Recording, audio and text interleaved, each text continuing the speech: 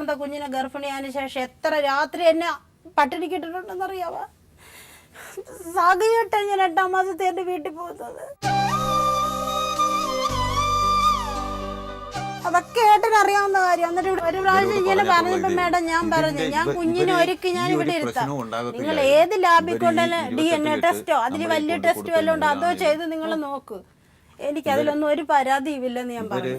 ഇപ്പം ഇങ്ങനെ രണ്ടാമതായി ഇവര് ഒന്ന് ഒതുങ്ങി നമ്മളോട് ഈ തറുതലയും മറ്റുള്ള ഒന്നും പ്രശ്നങ്ങൾ ഉണ്ടാക്കാതെ ഇവര് ഈ കുഞ്ഞായി, അല്ലെങ്കിൽ നമ്മൾ കൊണ്ടുവന്ന ഒരു കറുപ്പ് ചരടാണേലും, അല്ലെങ്കിൽ കെട്ടുന്ന സമയം, അല്ലെങ്കിൽ ഇവരുടെ വീട്ടിൽ ഒത്തിരി ആൾക്കാരുണ്ട്. എന്റെ വീട് അടുത്താണ്.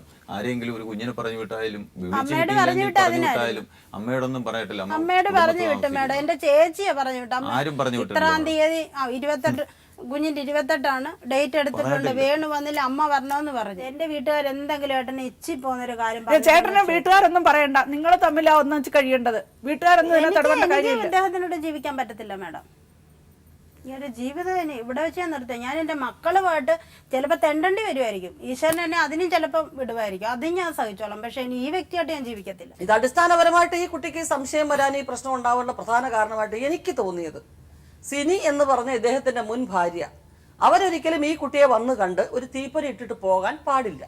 അവിടെ തന്നെ ആ സ്ത്രീയുടെ നെഗറ്റീവ് സൈഡ് നമുക്ക് മനസ്സിലാവുന്നുണ്ട്. അവരുടെ ജീവിതമോ നഷ്ടപ്പെട്ടത്, എക്സ്പാർട്ടിയായിട്ട് വിധി വന്ന കേസാണ് അത്. അവർ പോയി ഡൈവേഴ്സ് വാങ്ങിച്ചതല്ല. അങ്ങനെ ഒരു സ്ത്രീ പുതിയതായിട്ട് കല്യാണം കഴിച്ച അയാൾ ജീവിച്ചുകൊണ്ട് പോട്ടെ, എൻ്റെ കൊച്ചുങ്ങളുടെ അച്ഛൻ എനിക്ക് ചെലവിനും തരുന്നുണ്ട് എന്ന് ചിന്തിച്ചിരിക്കേണ്ട ഒരു നല്ല സ്ത്രീ ആവണമായിരുന്നു അവർ. മറിച്ച് ഇവരെ വന്ന് കണ്ടിട്ട് ഇയാളെ എങ്ങനെ കല്യാണം കഴിക്കുകയാണ്, പോകുന്നിടത്തൊക്കെ ബന്ധം ഉണ്ടാക്കുന്നവനാന്നൊരു തീപ്പൊരി ഇട്ടിട്ട് പോയി. അവിടുന്ന് തുടക്കമായി, മനസ്സിനകത്ത് ഇത് കിടക്കുകയാണ്. അപ്പൊ അങ്ങനെ നമുക്കൊരു സംശയം വന്ന് നമ്മൾ ഓരോരുത്തരോടും അന്വേഷിക്കാൻ നിന്ന് കഴിഞ്ഞാൽ, ഇപ്പൊ ശ്രീജനെ കുറിച്ച് ഞാൻ അങ്ങോട്ട് അന്വേഷിച്ചാൽ 4 പേര് കാണും പറയാൻ, അല്ലെ? 10 പേരോട് ചോദിക്കുമ്പോൾ 4 പേര് പറയും, അല്ല അങ്ങനെ ഒരു ബസ് സ്റ്റാൻഡിൽ ഒരു പെണ്ണുമായിട്ട് സംസാരിക്കുന്ന കണ്ടായിരുന്നു. അപ്പം ഈ അകത്ത് കിടക്കുന്ന ഈ സംശയങ്ങൾ, ഒരിക്കൽ ജീവിതം നഷ്ടപ്പെട്ട ഒരു സ്ത്രീക്ക് രണ്ടാമത് വന്ന ഒരു ബന്ധത്തിനകത്ത് ഇങ്ങനെയുള്ള ആശങ്കകൾ ഒരുപാടുണ്ടാകും. ഒരുപക്ഷെ അവർക്ക് മാനസികമായിട്ട് ഈ മരുന്നുകൾ കൊടുത്തത് പോലും ഈ ആങ്സൈറ്റിയിൽ നിന്നുണ്ടായതാണ്. നിങ്ങൾക്ക് അവിടെ പോകുമായിരിക്കും, ഈ സ്ത്രീ ഇങ്ങനെ പറഞ്ഞല്ലോ, അയാളുടെ കൂടെ 7 വർഷം ജീവിച്ചൊരു സ്ത്രീയാ പറയുന്നത്. ഏറ്റവും കൂടുതൽ സ്നേഹിക്കുന്നത് എന്നുള്ളൊരു തെളിവാണ്. അതെ, സ്നേഹിക്കുന്നതുകൊണ്ടാണ്. അയാൾ മാത്രമാണ് ലോകമെന്ന് വിചാരിച്ച് ജീവിക്കുന്നതുകൊണ്ടാണ്. നഷ്ടപ്പെട്ടു പോവോ, ഇവിടെ പോവോ, അവിടെ പോവോ എന്നുള്ള അവരുടെ ആശങ്കയാണത്. അതിനകത്ത് ആ കാരണക്കാരി എന്ന് പറയുന്നത് ആ മുടിഞ്ഞ സ്ത്രീയാണ്. അവരെന്തിന്റെ പേര് പിരിഞ്ഞു എന്നുള്ളതൊന്നും നമുക്ക് വിഷയമല്ല. പക്ഷെ ഇങ്ങനെ ഒരു കാര്യം ആ സ്ത്രീ ചെയ്യരുതായിരുന്നു. നല്ല രീതിയിൽ ഒരു പെണ്ണ്, ജീവിതം നഷ്ടപ്പെട്ട ഒരു പെണ്ണ് രണ്ടാമത് ഒരുമിച്ച് ജീവിക്കുന്നു. എൻ്റെ കൂടെ എൻ്റെ കുഞ്ഞുങ്ങളുടെ അച്ഛനായിട്ട് ജീവിച്ചിരുന്ന മനുഷ്യനാണ്. അയാളോട് അവരെന്ത് നല്ലത് ചെയ്തോ ചീത്ത ചെയ്തോ അതൊക്കെ വേറെ കാര്യം. നിങ്ങളെങ്കിലും നന്നായിട്ട് ജീവിക്കും എന്ന് പറയുള്ളവരോടുള്ള സഹകരണവും നമുക്ക് ഒഴിവാക്കണ്ടായോ? അല്ല, ഒഴിവാക്കണം. അല്ല, ഇവരെ പോയി കണ്ടിരിക്കുകയാണ് അവര്. അതാണ് ഈ കുട്ടിക്ക് എന്തിനു കാണുന്ന അവരുടെ ഉപദേശം നമ്മൾ എന്തിനു സ്വീകരിക്കുന്നു? ഒരു ടെൻഡൻസി അറിയാതെ കിടക്കുകയാണ്. എങ്ങനെയാ കാണട്ടെ, ചെന്ന് കാണുവോ വന്നു കാണുവോ ഇരിക്കട്ടെ. എന്റെ വീട് അന്വേഷിച്ച് വന്നതാണ്. അതെ, നിങ്ങൾ എന്തിനാ അവരുമായിട്ട് സംസാരിക്കാൻ പോകുന്നത്? അന്ന് ഏട്ടനുണ്ടല്ലോ വീട്ടിൽ സംസാരിച്ചെന്ന് ചോദിച്ചു. അവരിങ്ങനെ കുറ്റങ്ങൾ പറഞ്ഞപ്പോഴും ഞാൻ തിരിച്ച് മറുപടി പറഞ്ഞത്, അവര് ബന്ധം ഒഴിഞ്ഞു പോയി നടക്കട്ടെ, ഞാൻ സഹിച്ചെന്നാ. കുഞ്ഞുമോളെ, അവര് ബന്ധം ഒഴിഞ്ഞു പോയ ഒരു സ്ത്രീയാ. അവർ നിങ്ങളുടെ ജീവിതത്തിൽ ഇനി ഇടപെടേണ്ട കാര്യമില്ല. ഞാൻ പറഞ്ഞു അയാൾ എത്ര പെണ്ണുങ്ങളുടെ കൂടെ വേണേലും പോയിക്കോട്ടെ, 100 മക്കളുണ്ടാവട്ടെ, ഞാനങ്ങ് സഹിച്ചെന്നും പറഞ്ഞു. എന്റെ ജീവിതത്തിൽ അനുഭവങ്ങൾ വന്നപ്പോഴാണ് മേഡം ഇനി ഇദ്ദേഹമായിട്ട് ജീവിക്കാൻ എനിക്ക് താല്പര്യമില്ലെന്ന് ഇപ്പോഴും ഞാൻ പറയുന്നത്. എന്ത് അനുഭവം ഉണ്ടായത്? ഈ അനുഭവം ഒന്നും നിങ്ങൾ ഒരു തെളിവുകളും പറയുന്നില്ല. ബന്ധം ഉണ്ടെന്നുള്ളത് കറക്റ്റ് കാര്യം തന്നെ. അടുത്ത് അന്വേഷിച്ചെങ്കിൽ മാത്രമേ ഈയുടെ കാര്യങ്ങൾ. ഞാൻ ചോദിക്കട്ടെ, നിങ്ങളിപ്പോ നിങ്ങളുടെ ആദ്യത്തെ ബന്ധത്തിൽ നിന്ന് നിങ്ങൾ വന്നത് ഇന്ന കാരണങ്ങൾ കൊണ്ടാണെന്ന് വേറെ 4 പേര് ഇപ്പൊ ഇവിടുന്ന് പോയി അന്വേഷിച്ചാൽ പറയും. ഒറിജിനൽ കാരണം എന്താണെന്ന് അവർ 4 കാരണങ്ങൾ പറയും. അത് വെച്ച് ഇയാളോട് ഒന്ന് പറഞ്ഞിട്ട് ഇന്ന കാരണം കൊണ്ട് അതാണ്ടോ അയാൾ വിട്ടിട്ട് പോയത് എന്ന് ഇയാളോട് പറഞ്ഞ് അതിന്റെ രീതി പെരുമാറാൻ ശരിയാവോ ശ്രീജൻ? ആദ്യം വിട്ടിട്ട് പോയ ഒരുത്തം വന്ന് തേടി വന്ന് പറയുകയാണ് വേണുവിനെ, ഇയാളെ ഇതിനെയൊക്കെ കെട്ടാൻ പോയത്, എന്റെ കൂടെ വന്ന് ഇത്രയും കുഴപ്പം കാണിച്ചിട്ട് പോയതാന്ന് അയാൾക്ക് വേണമെങ്കിൽ പറയാം. പറഞ്ഞാൽ മനസ്സിൽ അതിട്ടുണ്ടല്ലേ, പിന്നെ ഒരു വഴക്കുണ്ടാവുമ്പോൾ അത് പുറത്തു വരും. അത് വെച്ചായിരിക്കും സംസാരിക്കുന്നത്. അപ്പൊ നമ്മളൊരു കാര്യങ്ങൾ കേട്ടോണ്ട് വരുമ്പോൾ നമുക്ക് തോന്നുന്ന ചില സംഗതികളുണ്ടല്ലോ. ഇന്ന സ്ഥലത്ത് ഇന്ന ഒരു സ്ത്രീയുമായിട്ട് ബന്ധം ഉണ്ടായിരുന്നിട്ട് തെളിവുണ്ട്, നിങ്ങളെ കല്യാണം കഴിച്ചതിന് ശേഷം. അത് ഞാൻ കൈയോടെ പിടികൂടിയതാണെന്ന് പറഞ്ഞാൽ കുഴപ്പമില്ല. അങ്ങനെ ഞങ്ങൾ ചോദിച്ചപ്പോഴാണ് പറയുന്നത് ഞാൻ ചെന്നിരുന്നു, അയാളുടെ വീട്ടിൽ സ്ഥിരമായിട്ട് പോകുന്നു എന്നറിഞ്ഞിട്ട്. ജോലി ചെയ്യുന്ന ആളിന്റെ വീട്ടിൽ ചെന്ന് ആഹാരം കഴിക്കുന്ന മാത്രമേ കണ്ടിട്ടുള്ളൂ. കപ്പ കഴിച്ചുകൊണ്ടിരിക്കുകയായിരുന്നു. അപ്പൊ ആ ഭർത്താവ് അവിടെ അയാൾക്ക് കാലൊടിഞ്ഞ് അയാൾ അവിടെ ഇരിക്കുകയാണ്. ഭർത്താവിനോട് ചേർക്കാൻ അപമാനിക്കുന്നേ. എക്സ്ട്രാ സെക്ഷൽ റിലേഷൻസ് ഒന്നും കണ്ടിട്ടില്ല, ഒന്നുമില്ല. ഞാൻ അവിടെ ഇല്ല. ഇവര് എന്നെ അന്വേഷിച്ചു എന്നുള്ള കാര്യം കറക്റ്റാ. ഞാനില്ല അവിടെ. നിങ്ങൾ അവിടെ അതല്ല പറയുന്നത്. എന്റെ കൂടെ പഠിച്ച സിനി പറഞ്ഞ് നിന്റെ ഭർത്താവ് അതിനകത്ത് കപ്പ കഴിക്കുന്ന സ്ഥിരം ഈ വീട്ടിൽ കയറി വന്ന് ഇങ്ങനെ ഇരിക്കേണ്ട കാര്യം അയലത്തുകാരും നിങ്ങളുടെ കൂടെ പഠിക്കുന്ന സിനി വേറൊരു കുട്ടി അവിടെ നിങ്ങൾ കണ്ടോ അവരുടെ വീട്ടിലോട്ട് ഞാൻ പോവുക. ഇയാളെ തിരക്കി ഞാൻ പോവും. അപ്പോൾ ഇയാൾ ആ സംഭവ സ്ഥലത്തുണ്ട്. ഞാൻ വിലക്കി വല്ലവരുടെ വീട്ടിൽ നമ്മൾ കയറുന്നത് അത് കുറ്റകരമാണല്ലോ. ഞാൻ വിലക്കി ഏട്ടാ ഇനി ആ വഴിക്ക് പോകരുതെന്ന് പറഞ്ഞിട്ട് കേട്ടില്ല. ഈ ബന്ധം തന്നെ അല്ല മേഡം. അല്ലല്ല ഞാൻ അങ്ങനെയല്ല, അങ്ങനെ പറയുന്നത് ശരിയല്ല. അങ്ങനെ പറയുന്നപ്പോ നിങ്ങളുടെ വീട്ടിനകത്ത് എന്റെ ഭർത്താവ് ആ വീട്ടിലുണ്ടെന്നുണ്ടെങ്കിൽ എനിക്ക് അവകാശമാണ്. ഞാൻ കയറി ചെല്ലും എന്റെ ഭർത്താവിനെ കൂട്ടുകാരി അതിൽ മറന്ന് ഇങ്ങനെ നിൽക്കുന്നു. ഞാൻ അയാളെ പിടിച്ച് തള്ളുവോ വല്ലതും ചെയ്ത് കഴിഞ്ഞാൽ അയാൾ മറിഞ്ഞു വീണ പിന്നെ അത് കേസുണ്ട്. അല്ല ഞാൻ ചോദിക്കട്ടെ, അയാൾ ഭർത്താവ് അകത്ത് അവിടെ ഉണ്ടായപ്പം ഭാര്യ അകത്ത് ഇരിക്കുന്നു ഇയാളും അകത്തിരിക്കുന്നു എന്ന് പറയുന്നതിനകത്ത് ഒരു മോശമില്ലേ? മേഡം അതല്ല, ഒരു സ്ഥാപനത്തിൽ ഒന്നിച്ച് വർക്ക് ചെയ്യുന്നെന്നും പറഞ്ഞ് 24 മണിക്കൂർ ആ വീട്ടിൽ കയറി 24 മണിക്കൂർ ഉണ്ടെങ്കിൽ ഇയാൾ ജോലിക്ക് പോകാനൊക്കോ? ജോലിയും കഴിഞ്ഞ് അവരുടെ വീട്ടിൽ കയറി മണിക്കൂറുകൾ ചെലവഴിച്ചതിന് ശേഷമാണ് വരുന്നത്. വേലയ്ക്ക് ഇപ്പൊ 1 രൂപ കൈ കാണിക്കത്തില്ല. ഇന്ന് വരെ 1 രൂപ എന്റെ കൈ തന്നിട്ടില്ല. അല്ലേ പണി ചെയ്ത കാശ് നിങ്ങൾ പണി ചെയ്ത കാശ് അയാളുടെ കൊടുത്തിട്ടുണ്ട്. 4000 രൂപ തൊഴിലുറപ്പിന്റെ ആദ്യത്തെ പൈസ കൊണ്ട് കൊടുത്തപ്പോ ഒരൊറ്റ എറിഞ്ഞിട്ട് പറയാൻ എനിക്കത് ആവശ്യമില്ലെന്ന് പറഞ്ഞു. അത് ആവശ്യമില്ല, അയാളുടെ ഈഗോ വേണ്ട, നിന്റെ കൈ ഇരിക്കട്ടെ, നീ വെച്ച് ചെലവാക്കിക്കോ എന്നുള്ളതായി. ഈ കുടുംബത്തിലെ എല്ലാ കാര്യങ്ങളും അയാൾ നോക്കുന്നുണ്ടെന്ന് അയാൾ പറഞ്ഞില്ലേ? നിങ്ങളും പറഞ്ഞില്ലേ? നിഷേധിക്കുന്നില്ല. പിന്നെ നിങ്ങളുടെ കടങ്ങൾ അതിനകത്ത് 19,000 രൂപ കടം ഉണ്ടായിരുന്നു. കടങ്ങളൊക്കെ അയാൾ ജോലിക്ക് ഒരു മത്സ്യബന്ധനത്തിന് പോകുന്ന ഒരാളാണ്, അല്ലാതെ ദിവസവും ആയിരക്കണക്കിന് രൂപ കിട്ടുന്ന ഒരാളല്ല. കുറേശ്ശെയാണെങ്കിലും അയാൾ അത് കൊടുത്തു, എഴുതിച്ചു കൊടുത്തു. അവരുടെ വസ്തു 4 സെന്റ് സ്ഥലം അവരുടെ പേരിൽ തന്നെ എഴുതിച്ചു കൊടുത്തു. കൊടുത്തു. ഈ ഇരിക്കുന്ന ചേട്ടത്തിയുടെ മോക്ക് 7,500 രൂപ ഓഹരി കൊടുക്കണമെന്ന് പറഞ്ഞ ഒരാള്. ഇവർക്ക് 4 പേർക്ക് കൂടിയുള്ള അതിന് 3 പേർക്കേ ഉള്ളു വസ്തു. ഇവർക്ക് ആ പെണ്ണിന് ഓഹരി കൊടുക്കണം. അതിന് 7,500 അതിന് ഞാൻ കൊടുത്തു. അല്ല അത് കൊടുത്തത് സമ്മതിക്കുന്നു. അതെല്ലാം കൊടുത്തു. ഞാൻ പറയുന്ന അയാളുടെ ഉത്തരവാദിത്തങ്ങളിൽ കടമകളിൽ നിന്ന് അയാൾ ഒഴിഞ്ഞു നിന്നിട്ടില്ല. രണ്ടാമത്തെ കുട്ടിയുടെ കാര്യത്തിൽ ആ കുട്ടി വേണ്ടാന്നൊരു അഭിപ്രായം അയാൾ പറഞ്ഞു. ആ അഭിപ്രായം കടന്നു പോയപ്പോ അതിൻ്റെതായ ഒരു ഈഗോ അയാൾക്ക് വന്നു. ഞാനിത് പറഞ്ഞല്ലോ, പറഞ്ഞിട്ടും അതെന്താ അത് ചെയ്തതൊരു തോന്നലുണ്ടായി. ആ ഒരു മനസ്സിന് ചെറിയൊരു വഴക്കും പ്രശ്നങ്ങളും ഉണ്ടാകുമ്പോൾ പിന്നെ ചെയ്യുന്നതിലൊക്കെ നമുക്ക് കുറ്റം തോന്നും. അപ്പം ആ ഒരു ഈഗോ ക്ലാഷാണ് ഇപ്പം പോയിരിക്കുന്നത്. ഇപ്പം ഇതിനകത്ത് നിങ്ങൾ ചിന്തിക്കേണ്ടത് ആ 2 കുഞ്ഞുങ്ങളുടെ കാര്യം. പ്രത്യേകിച്ച് ആ മൂത്ത കുട്ടിക്ക് ഇയാളോട് വലിയ സ്നേഹമാണ്, അച്ഛനോട് വലിയ സ്നേഹമാണ്. അവൻ തീർച്ചയായിട്ടും ആ കുട്ടിക്ക് അച്ഛൻ്റെ സ്നേഹം നിഷേധിക്കാൻ നമുക്ക് അവകാശമില്ല. നിങ്ങൾ ഒരെടുത്തിയാട്ടത്തിന് വീട്ടുകാർ പറയാതെ നിങ്ങൾ കല്യാണം കഴിച്ചു എന്ന് പറയുന്നു. അവരെല്ലാവരും പറഞ്ഞു വേണ്ടാന്ന് പറഞ്ഞു. അങ്ങനെ വന്ന് നല്ല രീതിയിൽ ഞാൻ സ്കൂളിൽ ചെന്ന് മോളെ കണ്ടിട്ട് എന്നെ വിലക്കി ഫോണിലൂടെ തീരുമാനമായിട്ട് എന്താണെന്ന് ചെയ്താൽ മതി എന്ന് ഞാൻ പറഞ്ഞു. അല്ല അതിപ്പോ കോടതി പോകുമ്പോൾ കോടതി തീരുമാനിച്ചവരെ കാണിച്ചേ പറ്റൂ എന്ന് പറയും. അപ്പൊ നിങ്ങൾക്ക് കാണിച്ചേ പറ്റൂ. അതൊരു വലിയ പ്രോസസ്സിംഗ് ആണ്. വക്കീലിനെ വെച്ച് കാശ് കൊടുത്ത് കോടതിയിൽ കേസ് നടത്തി മടുത്ത്. അപ്പൊ തീർച്ചയായിട്ടും അച്ഛനെ നിഷേധിക്കാൻ എന്ത് കാരണം? ഒന്നും ഒരു കാരണവുമില്ല. കുഞ്ഞുങ്ങളെ കാണിച്ചേ പറ്റൂ എന്ന് പറയും. പിന്നെ എന്താണോ കോടതി തീരുമാനിക്കുന്നത് അന്നത്തെ രീതി അനുസരിച്ചിരിക്കും. നമ്മളിവിടെ നല്ല രീതിയിൽ ഇവിടെ വരുന്ന എല്ലാ കേസുകളും അതിൻ്റെ ഞാൻ വീണ്ടും പറയുകയാണ്, ഒരു പോസിറ്റീവ് സൈഡ് കണ്ടുകൊണ്ട് നിൽക്കുകയാണ്. നിങ്ങൾക്ക് ഇത് 2ാമത്തെ ബന്ധമാണ്. ലോകം സ്ത്രീയെ മാത്രമേ ആദ്യം പഴിക്കൂ. ഇപ്പം ഇവിടെ ഈ കേട്ട കഥകളിലും ഇയാളെ ഒരു കൊടും വില്ലനായിട്ട് നമുക്ക് കാണാൻ കഴിയുന്നില്ല. പരസ്ത്രീ ബന്ധം ഒരു ഭാര്യയ്ക്കും സഹിക്കാൻ പറ്റില്ല. ഒരുപാട് സ്ത്രീകളുമായിട്ട് വേണ്ട, ഒരു സ്ത്രീയുമായിട്ട് ബന്ധം പോലും സഹിക്കാൻ പറ്റില്ല. സഹിക്കാൻ പറ്റുന്ന കാര്യമേ അല്ല, അത് നമ്മൾ സമ്മതിക്കുന്നു. പക്ഷെ അതിന് യാതൊരു തെളിവുമില്ലാതെ അയാൾ ഈ പോകുന്നിടത്തൊക്കെ ബന്ധമാണെന്ന് കൂട്ടുകാരി സിനി പറഞ്ഞു, ഇയാളുടെ മുൻ ഭാര്യ പറഞ്ഞു, ഇവിടെ ഇന്നവര് വന്ന് പറഞ്ഞു, അവിടെ അവര് വന്ന് പറഞ്ഞു എന്നുള്ളത് മാത്രം വെച്ചിട്ട് ഇപ്പൊ നിങ്ങളുടെ കുടുംബത്തിൽ ആരെങ്കിലും ഈ ഏറ്റവും അടുപ്പമുള്ളവരാണെന്ന് പറയും. നിങ്ങൾ ആരും പോയി അന്വേഷിച്ചത് ഉറപ്പ് വരുത്താത്തൊരു കാര്യം എങ്ങനെ ഞങ്ങൾക്ക് അംഗീകരിക്കാൻ പറ്റും? മേഡം ഇതിനകത്ത് ഒരു കാര്യം കൂടെ ഉണ്ട്. ഇപ്പൊ ജാസ്മിനെ സ്നേഹിച്ച് കെട്ടിയ ഒരു സ്ഥിതിക്ക് ഏതൊരു പെണ്ണിന്റെ മനസ്സിലും ഒരു സംശയം വന്നു കഴിഞ്ഞാൽ ആ സംശയം ഉണ്ടാകും. കാരണം ഒന്നിച്ചാൽ നേരിട്ട് അത് കണ്ട സ്ഥിതിക്ക് ഒരു തവണയെങ്കിലും അത് കണ്ട സ്ഥിതി ഒരു വീട്ടിൽ ഇരുന്ന് കണക്ക് പല രീതികളും വന്ന് പറഞ്ഞതിന് ശേഷം ഒരു വീട്ടിൽ ഇരുന്ന് ആഹാരം കഴിക്കുന്നത് പല തവണകൾ കണ്ടു. ആഹാരം കഴിക്കുന്നത് തെറ്റാണോ? നിങ്ങൾ കൂടെ ഉള്ളവരുടെ വീട്ടിൽ പോകത്തില്ലയോ? ആഹാരം കഴിക്കത്തില്ലയോ? ഇത് കൂട്ടുകാരിയുണ്ട്, അതായത് മെമ്പറിനെയും കൂടെ സാക്ഷ്യപ്പെടുത്തിക്കൊണ്ടേ കാണിച്ചുള്ള സംഭവമാണ് ഞാൻ നേരിട്ട് കണ്ടത്. ശ്രീനി ഒന്ന് പറ, നിങ്ങൾ കൂട്ടുകാരന്റെ വീട്ടിൽ പോയി ആഹാരം കഴിച്ചാൽ അടുത്തുള്ളവരെ വിളിച്ചോണ്ടാണോ പോകുന്നത്? ഇത് അങ്ങനെയല്ലല്ലോ മാഡം ആദ്യം പോയത്. ആദ്യം പോയത് കൂട്ടുകാരെയും വിളിച്ചോണ്ട് നേരിട്ട് സ്വന്തമായിട്ട് പോയതല്ല. അതല്ല ഞാൻ ചോദിക്കുന്നത്, അതല്ല. നിങ്ങളുടെ കൂടെ വർക്ക് ചെയ്യുന്ന ഒരാളിന്റെ വീട്ടിൽ നിങ്ങൾ പോയി ആഹാരം കഴിച്ചാൽ അത് തെറ്റാണെന്ന് പറയാൻ പറ്റുമോ? ഒരിക്കലും പറ്റത്തില്ല. അതിൽ കൂടുതൽ ഇയാൾ എന്തെങ്കിലും ചെയ്തിട്ടുണ്ടോ? മേഡം അത് ഒരു തവണ അല്ലല്ലോ, പലതവണ പോയെങ്കിൽ അത് ഒരു വീട്ടിലത്തെ മാത്രമല്ല. ജാസ്മിൻ ഇപ്പൊ എന്നോട് മറ്റു വീടുകളിൽ പോയത് നിങ്ങൾക്ക് അറിയില്ലല്ലോ. മറ്റു പലരും കുഞ്ഞമ്മ പറഞ്ഞല്ലേ കേട്ടോളൂ. കുഞ്ഞമ്മ നേരിട്ട് കണ്ടിട്ടില്ല. മറ്റാരെങ്കിലും പറഞ്ഞാൽ അവർ കേട്ടിട്ടുള്ളത്. അത് ശരിയാണോ എന്ന് നിങ്ങൾ അന്വേഷിച്ചിട്ടില്ല. ഞാൻ വിവാഹം ചെയ്ത് കഴിഞ്ഞപ്പോൾ ഇപ്പോൾ ഒരു കാര്യം പറയുക, കഴിഞ്ഞപ്പോൾ കുഞ്ഞമ്മയ്ക്ക് ഒരു സുഹൃത്തുണ്ടെന്ന് പറഞ്ഞു, ശ്രീനി എന്നാന്ന് പറഞ്ഞ പേര്, കമ്പനി നിന്നിട്ടുള്ള ഇവരും അവരും എല്ലാവരും കൂടി. അപ്പം എൻ്റെ വീട്ടിൽ കാണാൻ വരുന്നെന്ന് പറഞ്ഞു, എന്നെ ഒന്ന് കാണണമെന്ന് പറഞ്ഞു. കുഞ്ഞമ്മ പറഞ്ഞു ശരി നീ വാന്ന് പറഞ്ഞു, മൊബൈലിൽ വിളിച്ചു. അപ്പം അവൾ എന്നോട് പറഞ്ഞു ഇന്ന പോലെ എൻ്റെ ഒരു കൂട്ടുകാരൻ വരുന്നുണ്ട്, കരുനാപ്പള്ളിയിലുള്ളതാണെന്ന് പറഞ്ഞു. ശരി വന്ന് വീട്ടിൽ നിന്ന് 2-3 ദിവസം കഴിഞ്ഞപ്പോൾ ഈ ഇരിക്കുന്ന പെണ്ണിനെ വഴിച്ചുകൊണ്ട് പോയ ആളാ ഈ കഥ പറയുന്നത്. ആ ഇരിക്കുന്ന മോളി എന്ന് പറയുന്ന പെണ്ണിനെ കുഞ്ഞമ്മയെ കാണാൻ വന്നു. കുഞ്ഞമ്മയല്ല കാണാൻ, കുഞ്ഞമ്മയുടെ ഭർത്താവിനെ കാണാൻ വന്നു കുഞ്ഞമ്മയുടെ വീട്ടിൽ. എന്നെ കണ്ടിട്ടില്ലല്ലോ ഇദ്ദേഹം.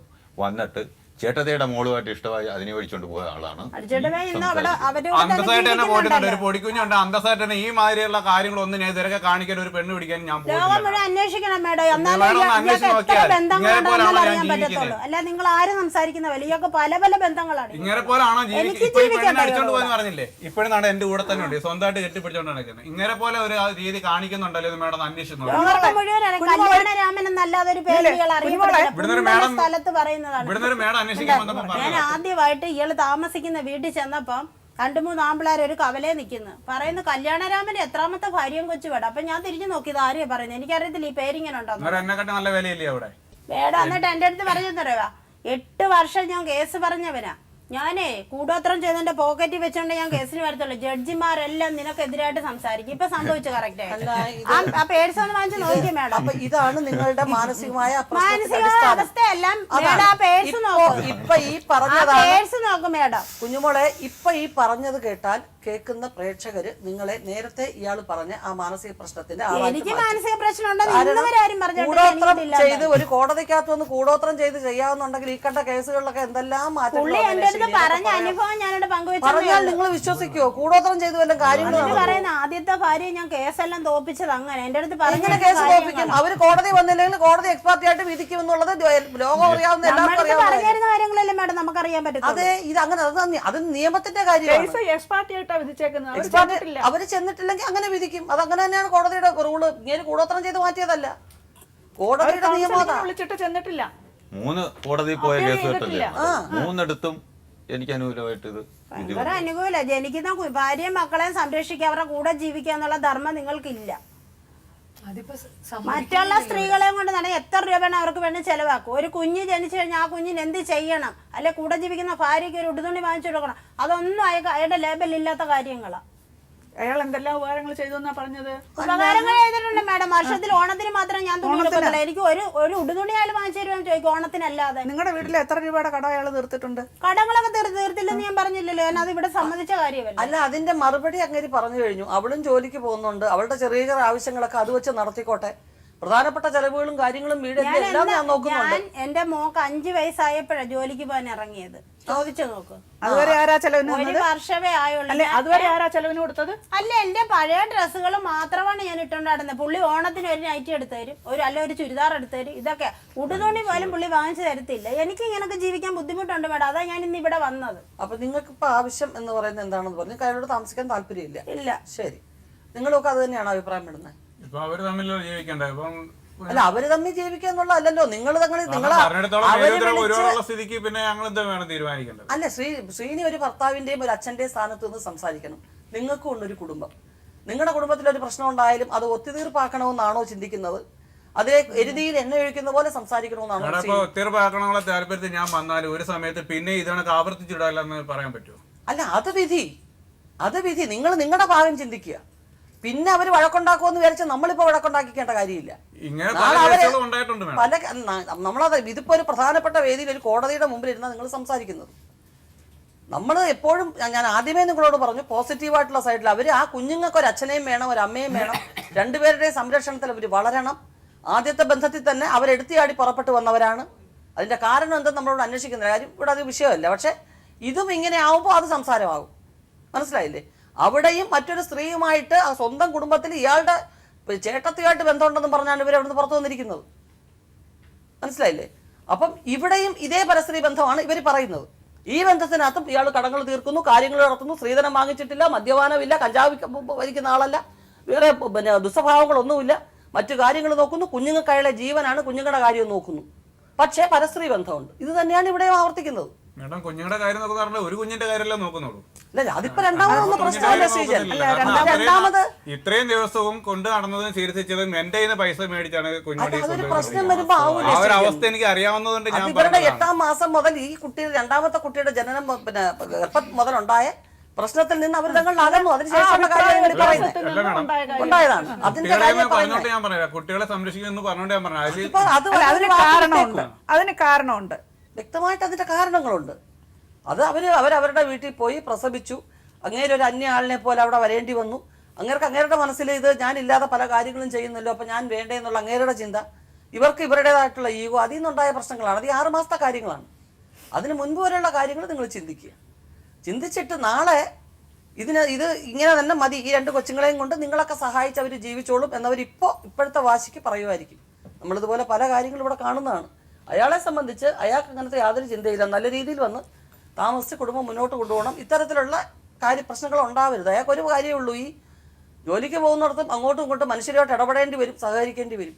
നിങ്ങളുടെ കുടുംബത്തിലായാലും നിങ്ങൾ പോകുന്ന സ്ഥലത്തൊക്കെ ഏതെങ്കിലും ഒരു സ്ത്രീയോട് സംസാരിക്കോ, നിരന്തരം നിങ്ങളെ ഒരു സ്ത്രീലമ്പടനായിട്ട് മാത്രം ചിത്രീകരിച്ചുള്ള മനസ്സമാനം കാണൂ. അതിൽ സത്യമോ കള്ളമോ എന്നുള്ളത് വേറെ കാര്യം. നിങ്ങൾ ഏറ്റവും അടുത്ത ബന്ധുവിനോടായിരിക്കും സംസാരിക്കുന്നത്.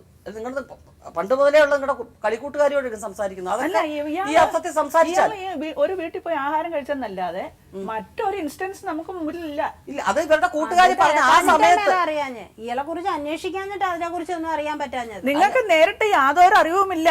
ഇവര് കുഞ്ഞുമോളെ, അതാണ് ഞാൻ പറഞ്ഞത്. ഇയാളുടെ മുൻ ഭാര്യ നിങ്ങളോട് വന്ന് ഇയാളെ കുറിച്ച് പറഞ്ഞതിന് ശേഷം നിങ്ങൾ ഇയാളെ കുറിച്ച് അന്വേഷണം നടത്തുക. ഓരോരുത്തർ വിളിച്ചു പറയുന്നു, നിങ്ങൾ അതിനെക്കുറിച്ച് പിന്നെ തിരക്കുക. അതിന്റെ പേര് വീട്ടിൽ ഇതുണ്ടാവുക, അലമ്പുണ്ടാവുക, കുറെ നാൾ മിണ്ടാതിരിക്കുക, പ്രശ്നങ്ങളാവുക. വീണ്ടും ഇതുപോലെ ഏതെങ്കിലും ഒരുത്തി വിളിച്ചൊരു വിശേഷം പറയുക. അതുകൊണ്ടാ മേഡം ഇങ്ങനൊക്കെ തന്നെ ഇനിയും ആകും. അതുകൊണ്ട് വേണ്ട. എന്തായാലും എന്നെ മാനസിക രോഗിയായിട്ട് വരെ ഇവിടെ മുദ്ര കുത്തി. മാനസിക രോഗി അല്ലല്ല, ഈ സൈക്കാട്രിസ്റ്റിനെ കാണിക്കുന്നത് മാനസിക രോഗികൾക്ക് മരുന്ന് കൊടുക്കാം. ഞാനത് കഴിച്ചിട്ടില്ലല്ലോ. ഒരുപാട് വട്ടമേ ആ പേരയുടെ അകത്തൊക്കെ ഉരുണ്ട് വീണിട്ടുണ്ട് മേഡം. അന്ന് അങ്ങനെയൊക്കെ കുഞ്ഞമ്മയ്ക്ക് തലവേദന ഉണ്ടായിരുന്നു, കണ്ണിനൊക്കെ അങ്ങ് വേദന വരുമായിരുന്നു. അതും പറഞ്ഞുകൊണ്ട് ആ പാപ്പനാണെങ്കിൽ ആശുപത്രി കൊണ്ടുപോയത്. അല്ലാതെ കുഞ്ഞമ്മയ്ക്ക് എനിക്കിപ്പോ 25 വയസ്സായി, 25 വർഷമായി എന്റെ കുഞ്ഞമ്മയെ കാണാൻ തുടങ്ങിയിട്ട്. ഇതുവരെ എന്റെ കുഞ്ഞമ്മയ്ക്ക് മാനസിക അസുഖം അങ്ങനെയുള്ള ഒരു കാര്യങ്ങളില്ല. പിന്നെ പാപ്പൻ പറയുന്ന കേൾക്കൂ, അതെല്ലാം നിങ്ങളുടെ ഭാഗത്തെ സത്യം. ഒരു ഡോക്ടറെ സ്വാധീനിച്ച് മാനസിക രോഗത്തിനുള്ള മരുന്ന് ഇവർക്ക് കൊടുപ്പിക്കൂ. അയാൾ വെറുതെ ഇയാൾ പോയി പറഞ്ഞു എന്നും പറഞ്ഞ് ഈ ഗുളികകളും മരുന്നും ഒരു ഡോക്ടർ എഴുതുവോ? എന്തിന്റെ പേരിൽ? അതല്ല മേഡം പറയുക, സംശയമാണ്. ഭയങ്കര ഇടിയും വഴക്കുമാണ്. അതിൽ ഒരു സ്വൈര്യം കിട്ടുന്നില്ല. ഡോക്ടർക്ക് യാതൊരുവിധ സ്വൈര്യം കൊടുക്കാത്ത രീതിയിൽ എഴുതിപ്പിച്ച ഞാൻ വേണ്ട സംസാരിച്ചു. എനിക്ക് ഭയങ്കര കടുത്ത പനിയാണ്, വയറുവേദനയാണ് എന്നും പറഞ്ഞുകൊണ്ട് കൂടെ ആരെങ്കിലും വിളിച്ചുകൊണ്ട് അവര് പറഞ്ഞതാ പനിക്കുള്ള മരുന്ന് കൊടുക്കാൻ പറഞ്ഞു. നാട്ടുകാരോട് വിളിച്ച് ഇപ്പൊ ഫോൺ വേണമെങ്കിൽ എന്റെ മെമ്പറിന്റെ നമ്പർ തരാം. എന്റെ നാട്ടുകാരോട് എനിക്കിപ്പോ 38 വയസ്സായി. ഈ 38 വയസ്സിനിടെ എന്റെ മാനസിക രോഗത്തിന് എന്റെ വീട്ടിൽ ആരെങ്കിലും ചികിത്സിക്കാൻ കൊണ്ടുപോയി? കുഞ്ഞുമോളെ ഡോക്ടറെ അടുത്ത് പോയായിരുന്നല്ലോ.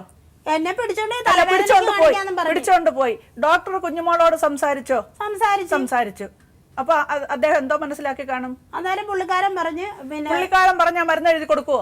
അല്ല, അന്നേരം പറഞ്ഞു ഡോക്ടറെ ഭയങ്കര സംശയരോഗം, അടിയും വഴക്കും ഒക്കെ യാതൊരു സ്വൈര്യം കിട്ടുന്നില്ലെന്ന് നിങ്ങളോട് പറഞ്ഞു കഴിഞ്ഞപ്പോഴത്തേക്കും രണ്ടുപേരോടും സംസാരിച്ചിട്ട് അവരൊരു നിഗമനത്തിലെത്തും. ഒരു സൈക്കോളജിസ്റ്റ് അല്ലെങ്കിൽ ഒരു സൈക്കാട്രിസ്റ്റ്, അവർക്ക് മനസ്സിലാകും എവിടെയാണ് മാനസിക രോഗിയായി. അപ്പൊ ഇനി പുള്ളിയുടെ കൂടെ ജീവിച്ചാൽ ഞാൻ ശരിയാവത്തില്ല. വേണ്ട. ഒരു ഡോക്ടറെ കൊണ്ട് കാണിച്ചു. അപ്പൊ കുഞ്ഞുമോൾക്ക് ഒന്നുകിൽ ഉറക്കക്കുറവ്, അല്ലെങ്കിൽ ഇത് കേക്ക് ഇദ്ദേഹം പറഞ്ഞത് അങ്ങനെയായിരിക്കും, ശരിക്കും ഉറങ്ങുന്നില്ല, അല്ലെങ്കിൽ ഉച്ചത്തിൽ സംസാരിക്കുന്നു, അങ്ങനെ എന്തെങ്കിലും ഒരു നമ്മുടെ ഒരു കുറ്റം കണ്ടുകൊണ്ടുള്ള ഒരു കാര്യമായിരിക്കും ഇദ്ദേഹം ഡോക്ടറെ അടുത്ത് പറഞ്ഞിരിക്കുന്നത്. ഡോക്ടർ എന്തായാലും നിങ്ങളെ പരിശോധിച്ചല്ലോ, ശരിയല്ലേ? ഡോക്ടർ നിങ്ങളെ പരിശോധിച്ചല്ലോ.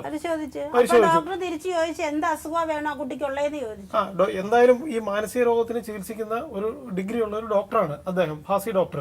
ആ ഡോക്ടർ നിങ്ങളെ ചികിത്സിച്ചു, പരിശോധിച്ചു. അതിനുശേഷം നിങ്ങൾക്ക് മരുന്ന് കുറിച്ച് തന്നു. ആ മരുന്ന് നിങ്ങളോട് കഴിക്കാൻ പറഞ്ഞില്ലേ ഡോക്ടർ? അതോ കഴിക്കണ്ടെന്ന് പറഞ്ഞോ? കഴിക്കാൻ പറഞ്ഞു. ഞാൻ കഴിച്ചെന്ന് ചോദിക്കും. ഒരു ദിവസം ഞാൻ ചോദിച്ചത്, ആ ഡോക്ടർ കഴിക്കാൻ പറഞ്ഞില്ലേ മരുന്ന്? ആ വേണു പറഞ്ഞു സംശയരോഗമാണെന്ന് പറയുന്നത് കഴിച്ചോളാൻ പറഞ്ഞു. വേണു അല്ലല്ലോ മരുന്ന് തന്നത്. ഡോക്ടർ മരുന്ന് കഴിക്കാൻ പറഞ്ഞില്ലേ? ഇപ്പൊ ഇങ്ങനെ ഒരാൾ കൊണ്ടുചെല്ലുമ്പോ എന്തായാലും സാറേ പറയാതിരിക്കോ കഴിക്കാൻ? കേക്ക് ഇതിന്റെ കുഞ്ഞുമോൾ ഒരാളെ ഡോക്ടറെ അടുത്തോണ്ട് ചെന്നാ മരുന്ന് കൊടുക്കുവോ? നമ്മള് വെറുതെ കൊണ്ടുചെല്ലത്തില്ല, രോഗം ഉണ്ടല്ലേ കൊണ്ടുചെല്ലത്തോ. നമുക്കൊരു അസുഖം വന്നു കഴിഞ്ഞാൽ ഒരു ഡോക്ടറെ കണ്ടു കഴിയുമ്പോൾ അദ്ദേഹം പ്രിസ്ക്രൈബ് ചെയ്യുന്ന മരുന്ന് നമ്മൾ കഴിച്ചാലേ പറ്റുള്ളൂ. ഇപ്പം സാറേ എനിക്ക് അറിയത്തില്ല, ഞാൻ അബദ്ധത്തിൽ ചെന്നത്. എന്നോട് പറഞ്ഞു തലവേദനയ്ക്ക് നല്ലൊരു ഡോക്ടറുണ്ട്, ഫാസി ഡോക്ടർ. നമുക്കറിയത്തില്ല അയാൾ സൈക്കാട്രിസ്റ്റ് ആണോ എന്തോ ആണെന്ന് അറിയത്തില്ല. അങ്ങനെ തന്നെ ബലമായിട്ട് കൊണ്ടുപോയതാ ഈ മനുഷ്യൻ. ദേഷ്യപ്പെടാറുണ്ടോ നല്ലോണം? ഇല്ല, അങ്ങനെയുള്ള ഇതൊന്നും ഇല്ല. പാപം ദേഷ്യപ്പെടുമ്പോഴേ ഉള്ളു, അല്ലാതെ വേറെ പൊതുവായിട്ടില്ല. ഒന്നുകൂടി ചോദിച്ചോട്ടെ, കുഞ്ഞുമോൾക്ക് ഇനി 2 കുട്ടികളുണ്ടല്ലോ, ഈ കുട്ടികളെ എങ്ങനെ വളർത്തിക്കൊണ്ടുപോകാനാണ് ഉദ്ദേശിക്കുന്നത്?